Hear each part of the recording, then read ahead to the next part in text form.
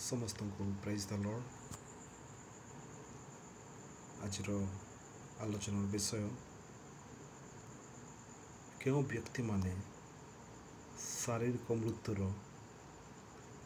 सम्मुखीन हेबे नहीं, अर्थात शरीर में मृत्युवरण करेंगे नहीं। पवित्र धर्मशास्त्र ए विषय कौन कहे, ए विषय आंभे माने संक्षिप्त समय पुंखानुपुंख भाव में आलोचना करिबा। होई पारे आपण माने प्रश्न सुनी अबाक बा आश्चर्य होई पारंती। आपण माने चिंता करि पारंती प्रत्येक व्यक्ति दिने ना दिने मृत्युवरण करिबो। ताले कौन पाए ए व्यक्ति ए प्रश्न को हम मान सम्मुख में उपस्थापन कले,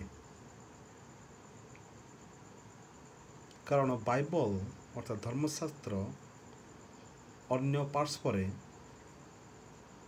ए प्रकार कहे उद्धृत करे, यीशुख्रीष्ट जो दिन मध्य आकाश को प्रधान दूतों सहित अर्थात शून्यमंडल को आसीबे, से ही दिन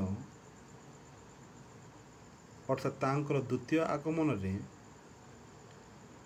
जेते विश्वासी माने मृत्युवरण करथिले यीशुख्रीष्ट विश्वास करी से माने प्रथमे गौरवान्वित शरीर रे उठिबे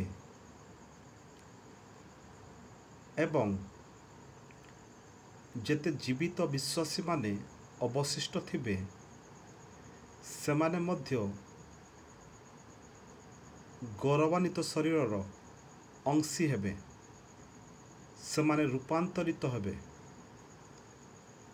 एही दुई दल एकत्र मिसी शून्य मंडल को नीत हेबे यीशु को साक्षात करने निमंते एवं सेमाने सदा सर्वदा प्रभुंक सहित अर्थात यीशुंक सहित रहिबे।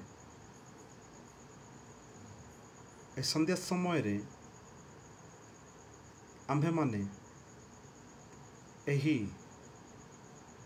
गुरुत्वपूर्ण विषय शिक्षा कलु क्यों व्यक्ति माने मृत्युवरण करिबे नहीं। वास्तविक भाव में यीशुख्रीष्ट आगमन समय रे अर्थात यीशुख्रीष्ट द्वितीय आगमन समय रे जेतेबेले यीशुख्रीष्ट मध्य आकाश को आसीबे, से समय जेते जीवित विश्वासी माने धरापृष्ठ रे थिबे सेमानकर शरीर रूपांतरित हब, परिवर्तित हब, सेमाने गौरवान्वित शरीर अंशी हेबे एवं सेमाने शारीरिक मृत्युर सम्मुखीन हेबे नहीं, किंतु सेमाने मध्य आकाश को नीत हेबे, शून्यमंडल को नीत हेबे एवं यीशुख्रीष्ट सहित साक्षात करिवे एवं सर्वदा यीशुंक सहित रहिबे।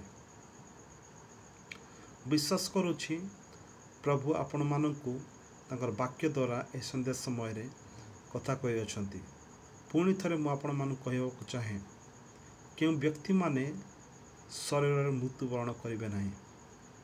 यीशुख्रीष्ट द्वितीय आगमन समय रे जो व्यक्ति माने ए धरापृष्ठ रे थिबे से माने अर्थात सेमानकर शरीर परिवर्तित हब, गौरवान्वित हब, सेमाने शून्यमंडल को नीत हेबे एवं सेमाने यीशुख्रीष्ट सहित साक्षात करिवे एवं सदा सर्वदा यीशुख्रीष्ट सहित रहिबे।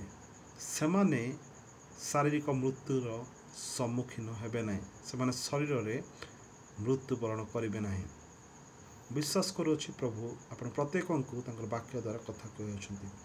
प्रभु प्रत्येक को प्रचुर भाव में आशीर्वाद करंतु। आमेन।